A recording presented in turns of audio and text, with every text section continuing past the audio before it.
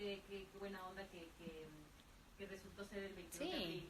Bienvenida. Hola Dani, ¿cómo estás? Sí, estamos felices de que haya coincidido y yo creo que no hay coincidencias, así que es un buen día, incluso tenemos un tema súper interesante hoy, así que va a ser un buen programa. Claro que sí, tenemos un invitado especial, Francisco Tusdevés, y vamos a hablar justamente de la empresa privada, su rol, su propuesta, que también es bien importante que la gente se entere un poquito qué es lo que está haciendo la empresa privada, ¿no?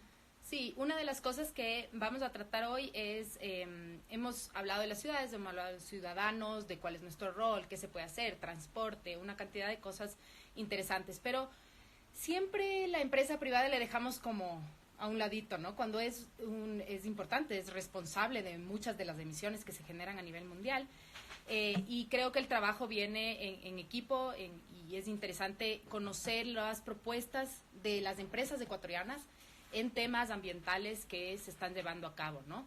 En este caso, Metropolitan Touring. Pancho es parte del equipo de Metropolitan Touring y además es comunicador, eso decíamos antes, biólogo, ya me leí todo el currículum. Y entonces vamos a hablar de eso, pero vamos a hablar también de turismo, por ser una empresa obviamente de turismo. Y nada, bienvenido Pancho. Dani, muchas gracias por la invitación, qué gusto compartir con ustedes un poquito de estos esfuerzos ambientales que se están haciendo, sobre todo con el gran legado que es finalmente la especie humana es la única que puede salvar el planeta, como también es la única que destruye el planeta. Puede destruir. Entonces está como una doble responsabilidad que cargamos todos encima y desde la perspectiva de empresa privada, el acceso a ciertas cosas que tenemos, pues es nuestra obligación hacerlo de esa forma. Exacto. Entonces, yo quiero hablarles un poco de quién es el Pancho. Te voy a decir Pancho, ¿no es cierto? Perfecto. Mejor que Francisco. Todo el mundo me dice, Francisco, solo en los términos legales. Ya, ok. Esto no hay nada legal aquí. Entonces, lo que decíamos, biólogo, comunicador. Has trabajado como guía del Parque Nacional Galápagos. Me encantó esa faceta porque yo también trabajé y viví una época mía, le quiero mucho a Galápagos. Así que es una gran escuela, ¿no? Y ahora manejas toda la parte de el proyecto o la iniciativa que ustedes tienen de emisiones de Metropolitan, ¿no es cierto? Que es el proyecto Emisiones Neta, ¿es? Correcto. Hay varios temas acá. Primero que desde todo lo que hacemos es importantísimo los esfuerzos que a nivel individual, empresarial, se hacen, ¿no es cierto? Todos apagamos la luz, reciclamos, usamos menos el auto, tratamos de utilizar energías alternativas y todo eso finalmente es bueno, es un gran apoyo. Todo suma finalmente hacia un mejor tratamiento del ambiente. Pero tenemos que también darnos cuenta de que hay una realidad y esa realidad por el momento es inobjetable. Y esta es que nosotros todavía dependemos de los combustibles fósiles. Al depender del combustible fósil, es decir, cualquier producto derivado del petróleo, el gran problema atrás de todo esto es las emisiones de carbono que tenemos. Y ese como que es uno de esos contaminantes que suena muy fuerte cuando decimos emisiones de carbono, pero no lo vemos. A diferencia de una basura, a diferencia de un río en mal estado, etcétera, etcétera. Ahora está muy... Y sin embargo, las emisiones de carbono son las que más afectan. ¿Y por qué son las que más afectan? Es porque las emisiones de carbono son las primeras contribuyentes hacia el cambio climático. Así es, y ahí es interesante, y ahí perdón es que donde, te interrumpa. Ahí es donde viene el tema, justamente. Me parece que es súper interesante lo que acabas de decir. Primero porque estamos en un aniversario importante también, son 3 años del Acuerdo de París.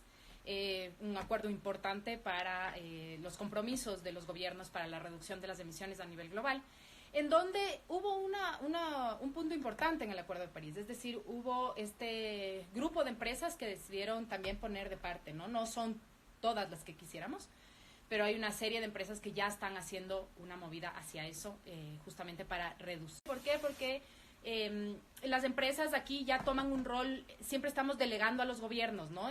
Ustedes vean cómo hacen para llegar a esas emisiones, o sea, a reducir esas emisiones y nunca vemos que el trabajo, como dijimos en un principio, es de los dos lados, de lado y lado, y ahí hay un compromiso muy, muy fuerte, voluntario, porque no es en el caso de no los... es impuesto, no es correcto. No es impuesto, como en el acuerdo sí, digamos, dentro de todo sí es una cosa que tienen que cumplir los gobiernos, pero del lado de las empresas era totalmente voluntario. Entonces es muy importante esta conversación para conocer lo que acabas de mencionar. Exacto. Sobre las emisiones. ¿Y cuál realmente es el rol que cumple la empresa en la lucha contra este tema? Exacto. El tema de emisiones, y tú bien lo has dicho, Fer, es que los gobiernos tienen ya ciertas imposiciones y compromisos mundiales adquiridos, es decir, X gobierno de X nación se compromete a disminuir en tanto sus emisiones de carbono. Y para todo lo que es empresa privada es un tema optativo.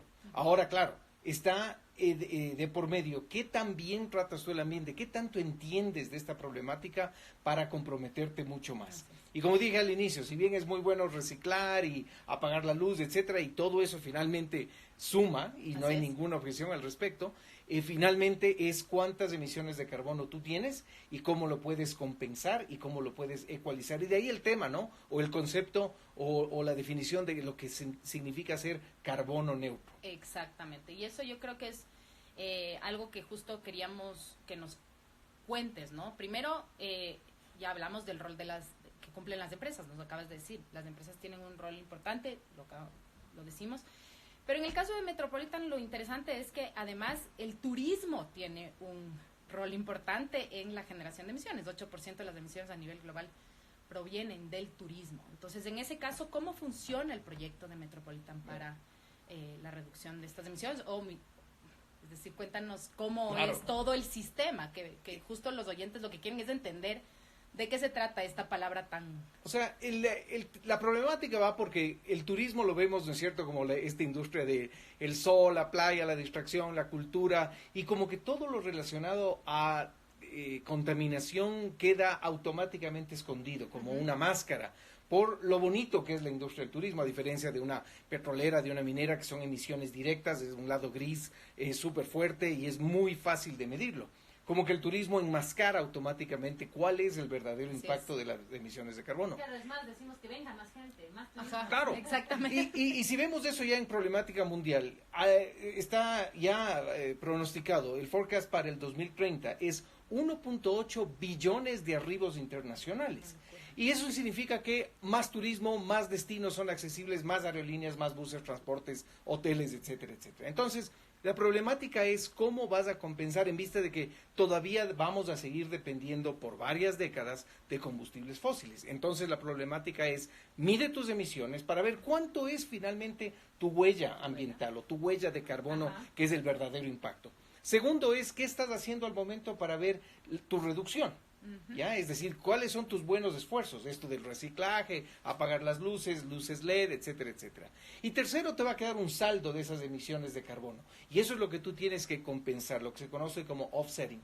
Y la compensación de carbono significa llegar a la neutralidad. Es decir, si yo produzco 5 toneladas de CO2, reduzco una con mis buenos esfuerzos porque estoy convencido de la protección del ambiente, etcétera, etcétera, quiere decir que me quedan un saldo de 4 toneladas por compensar. Y ese offsetting es donde las empresas se comprometen en diferentes proyectos de compensación de carbono. Nosotros hemos escogido como empresa los bosques aquí en el Ecuador, porque hay muchas empresas que escogen proyectos en el mundo para compensar. Y otras, en cambio, entran en el mercado de carbono. Es decir, yo te voy a comprar el carbono que en otros lugares se puede fijar para pagar, en otras palabras, por la compensación que me queda.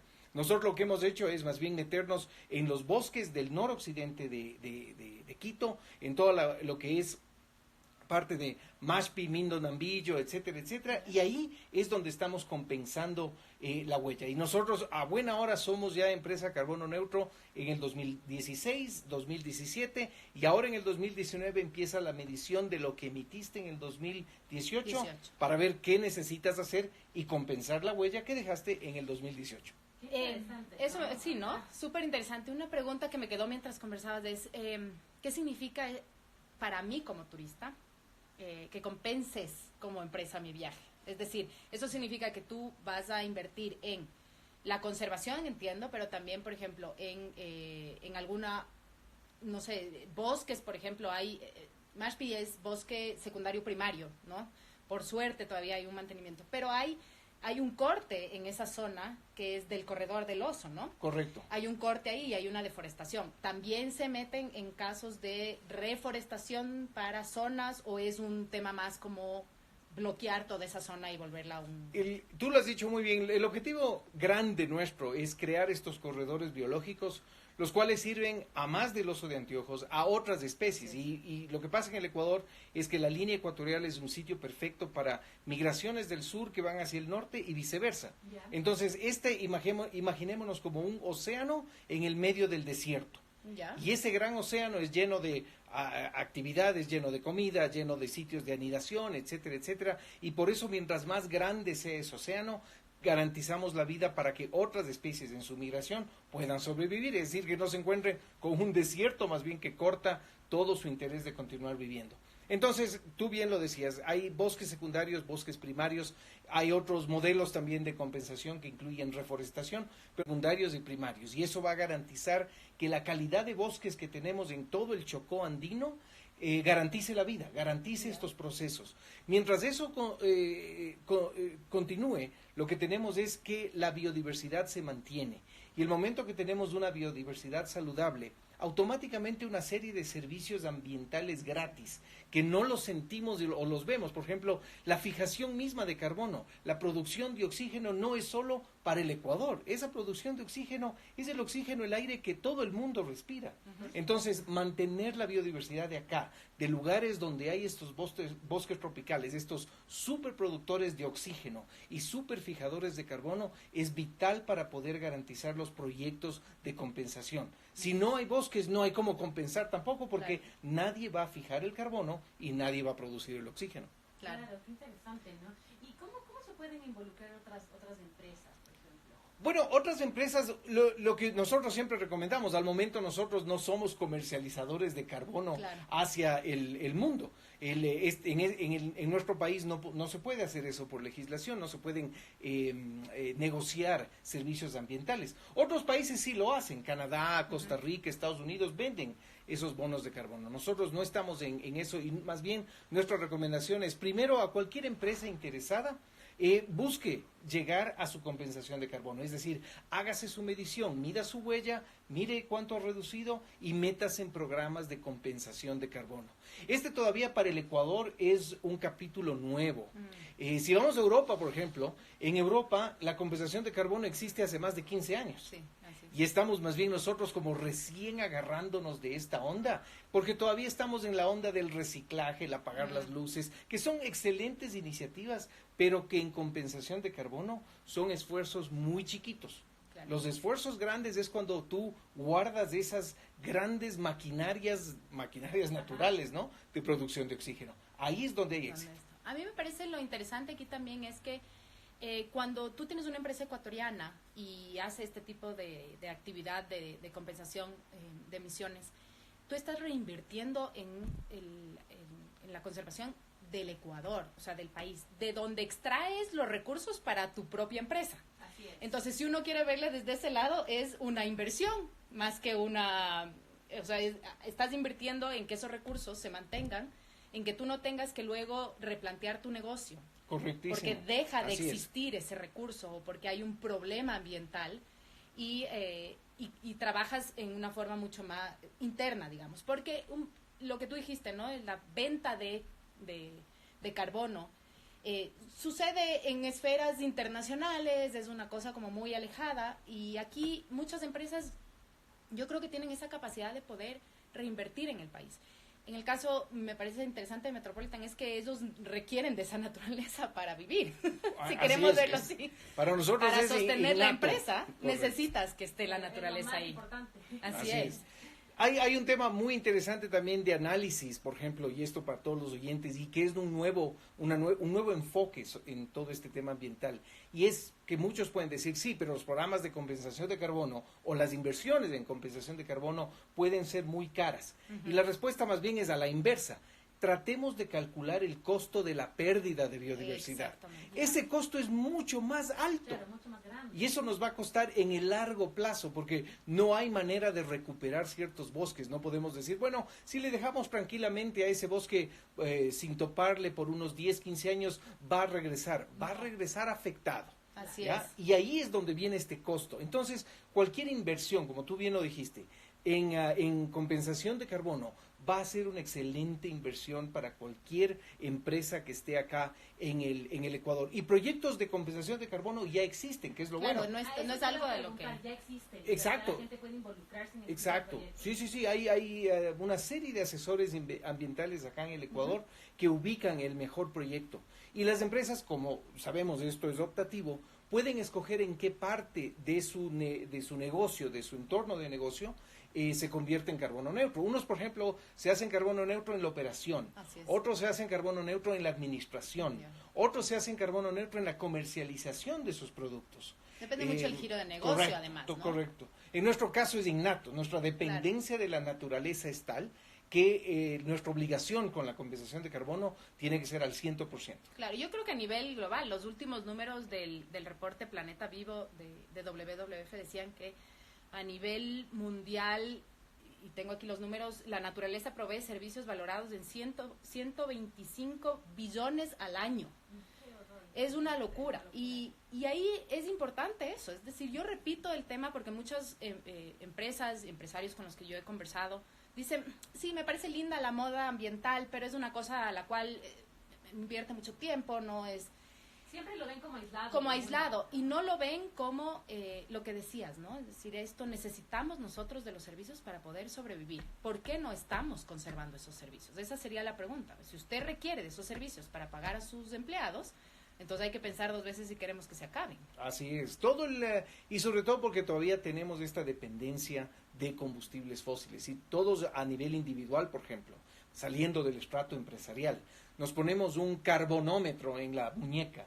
Y desde que nos levantamos empezamos a ver cómo empieza a cargar el carbonómetro en base a nuestras actividades. Es impresionante la cantidad de compensación que deberíamos hacer.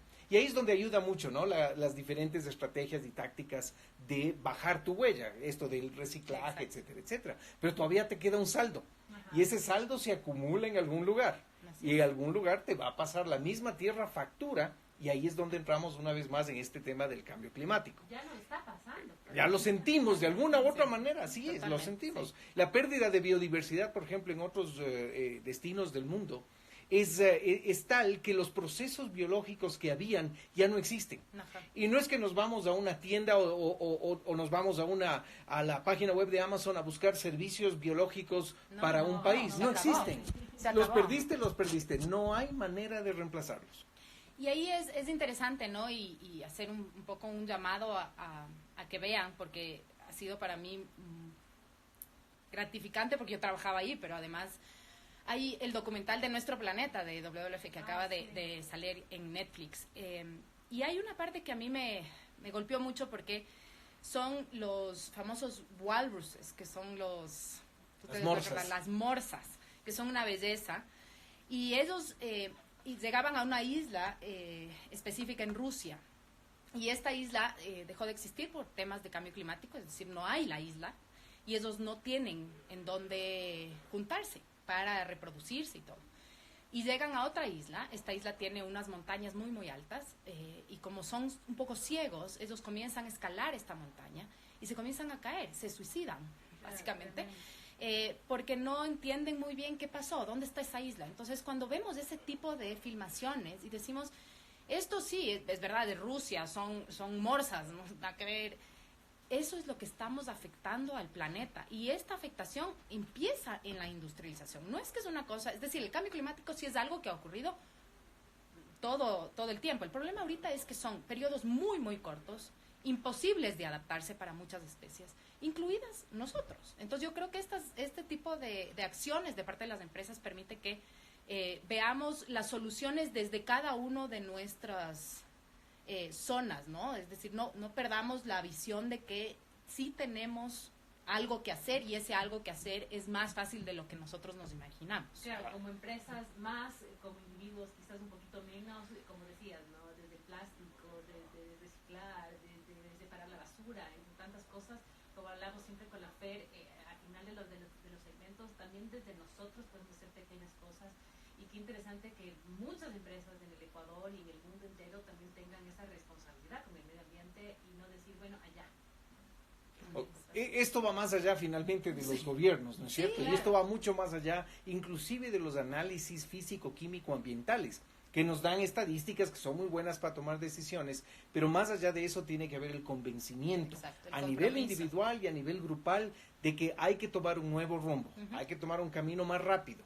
Porque si se nos sube esa temperatura mayor del rango que actualmente ya existe como anomalía, tendremos muy serios problemas, sobre todo países como el nuestro. Primero, que pertenecen a economías limitadas. Segundo, que son costeros.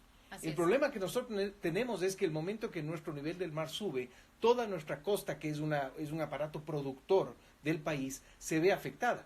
Todas las áreas que normalmente dependen de cierto nivel de flotación, cuando se inundan naturalmente, como ya no podremos ser la productividad que normalmente tienen. Entonces, ¿qué quiere decir esto? Que para el Ecuador la economía ambiental tiene que ser una preocupación muy importante, porque de otra manera el mismo país se va a convertir en el país mucho más caro ambientalmente hablando.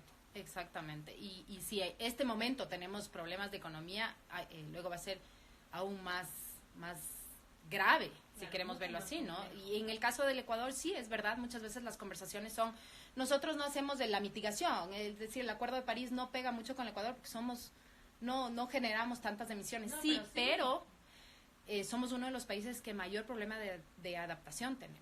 Y ahí sí es algo grave, porque eso significa que son poblaciones que van a tener muchísimo problema. Ya Galápagos está teniendo un problema gravísimo con los plásticos que ni siquiera son generados en Galápagos. Llegan allá. Llegan allá por las corrientes. Entonces sí es un tema que tenemos que dejar de ver a lo ambiental como algo, ya lo haré, ¿no? Y seguirle dando plazos, porque yo no creo que el planeta va a esperar mucho, simplemente se va a hacer así como, bueno, no cuidan, se van nomás. Los cambios físico-químicos finalmente no tienen vuelta atrás, ¿no es cierto? tienen, Si el momento que hay exactamente. un cambio, simplemente todo el entorno físico-químico empieza a cambiar. Así es. Y como tú bien decías, la velocidad de adaptación a esos cambios en el pasado fue paulatina, es decir, ese aumento de 1 grado en temperatura, Así es. 1.5, etcétera, ocurrieron en periodos mucho más largos de tiempo. En este caso tenemos ya los datos de 200 años de presencia humana en temas ambientales y el cambio es muy rápido. Es rápido. ¿Ya? Entonces, el momento que tienes estos cambios, el mismo ambiente no tiene el suficiente tiempo para volverse a adaptar y volver a generar condiciones naturales, normales. Otro caso interesante de análisis, por ejemplo, es si nosotros aquí, la temperatura promedio, donde estamos, aquí en la altura de Quito, sube en promedio 1.5, 1.7 grados centígrados, ya no seremos zona libre de malaria. En un poco más de tiempo, en un poco más de años, ya la malaria como grupo de insectos, como enfermedad y paludismo, etcétera, etcétera, empiezan a subir de altura porque más alto ya está más caliente. Y al tener esos problemas, automáticamente el Ecuador entra en otra serie de Claro. problemáticas, ¿no? Y la inversión de los gobiernos, incluso de las empresas en su propio personal en temas de salud, comienza a ser mucho más alta. Así es. Sí. Esas son Y las eso verdaderas ajá, problemáticas no se profundas, conversa de ¿no? eso, ¿no? Muchas Exacto. veces evitamos eso. Desde las empresas, justo para no... ellos dicen, bueno, voy a gastar plata. No, vas a invertir. Exacto. Y eso hay que recordar constantemente a las empresas. Y lo que hablábamos la otra vez, Dan, invertir también nosotros como ciudadanos, ¿no? Es decir, si nosotros hacemos y ponemos nuestro granito de arena y las empresas estamos invirtiendo para que nuestro bolsillo no se vacíe, si quieren verlo así, porque luego nos toca pagar médicos, a las empresas les toca pagar un montón de problemas que van a tener. Es decir, hablabas del mar, somos país atunero, somos el país número 1 en producción, no es producción, en pesca de atún, pero sí producción de atún enlatado, y con la acidificación del océano, eso puede cambiar las cosas y obviamente perderíamos varias empresas importantes del país. No Así sé es. si la economía está preparada para seguir perdiendo. No va a aguantar, No. no va a aguantar. O sea, llega un punto en donde tú ves estos análisis, haces proyecciones, por ejemplo, de aquí a 100, 120 años, etcétera, y llega un momento en que las curvas ya no se cruzan. Ya Y el no va momento más. que no se cruzan, ahí tenemos un problema de supervivencia. Es decir, ya ni siquiera el problema económico es el problema, sino es un problema de supervivencia. Exactamente. Y el momento que tienes un problema de supervivencia, todo empieza a colapsar. O sea, la estructura de nuestra sociedad empezaría a colapsar al punto de que ya la supervivencia del ser humano queda totalmente comprometida. Así es. Lo más irónico es que si tú ves los mapas, por ejemplo, de países productores o países emisores de CO2 versus los países que están más vulnerables al cambio climático por las altas emisiones, hay totalmente una divergencia de criterios. Los más productores no van a ser los más afectados. Así es. Los más vulnerables justamente son los países que menos CO2 emiten. Entonces, esto al final del día termina siendo en un esfuerzo y tiene que ser un compromiso adquirido global. Ya no puede ser, es que yo soy la economía más grande y por eso estoy obligado a. Todos estamos obligados a. Exactamente. Interesante, se nos terminó el tiempo. Gracias, Pancho, Sí. por estar aquí. Qué placer, muchas gracias por la invitación. Me encanta, como pueden imaginarse, conversar con Hay que volverle a ustedes. invitar. Hay que volverle a invitar, seguro. Será un gustazo. Dani, yo... ¿Dónde le siguen a ustedes? A ver, ¿dónde podemos un poco más de información? En la página de Metropolitan Touring. En la página nuestra de Metropolitan Touring ustedes van a encontrar la información del proyecto de carbono neutro. Hemos puesto ahí una serie de estadísticas, lo Buenísimo. que implica, cómo lo hemos hecho, en dónde estamos compensando, cómo lo estamos haciendo. Y nos interesa mucho que la gente también vaya entendiendo la problemática. Es difícil sumarse cuando no lo entiendes. Entonces, Exacto. nuestro primer obstáculo es el conocimiento de las personas. Y por eso es que nuestra página web justamente describe todo el proyecto. La idea es que la gente se vaya enterando y Perfecto. con eso la gente también tome su posición y su acción. Buenísimo.